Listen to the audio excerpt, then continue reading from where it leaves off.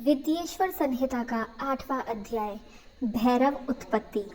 श्री नंदिकेश्वर जी बोले, उस समय जो महादेव जी को ब्रह्मा जी पर क्रोध आया तो उन्होंने अपनी बाहों के मध्य से भैरव नामक एक अद्भुत पुरुष को प्रकट कर दिया। भैरव जी ने शीघ्र ही ब्रह्मा का मिथ्याभाषी 5वां सिर काट दिया। फिर इन्होंने उनके और सिरों को भी काट लेना चाहा। यह देख विष्णु जी ने शिव जी के चरणों का आश्रय लिया और हाथ जोड़कर यह प्रार्थना की, प्रारंभ में भी आप ही ने कृपा करके इन 5 सिर प्रदान किया था, अतः इन्हें क्षमा कर प्रसन्न हो जाइए। तब शिव जी ने भैरव को मना कर दिया। फिर एक शीश कटे ब्रह्मा से बोले, तुमने अपनी प्रतिष्ठा और ईश्वरत्व के लिए छल किया है, अतः अब तुम सत्कार स्थान और उत्सव से विहीन किए जाते हो।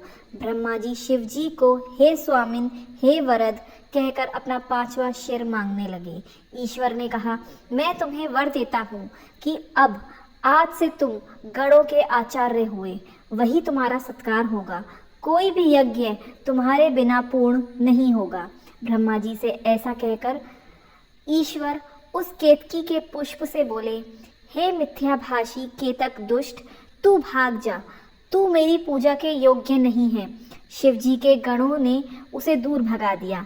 केतक शिव जी की प्रार्थना करने लगा और उसने कहा कि हे नाथ, मुझ पर कृपा कीजिए। शिव जी ने कहा, मेरा वचन मिथ्या नहीं होता, हम तो तुम्हें नहीं स्वीकार करेंगे, परंतु जहाँ मेरे मंडप की रचना होगी उसका शिरमौर तू ही होगा। ईश्वर केतक ब्रह्मा और विष्णु पर कृपा करके देवताओं में आए। देवताओं ने उनकी यथोचित पूजा की। शिव जी अपनी शोभित सभा में जा बैठे। 8वां अध्याय समाप्त। हर हर महादेव।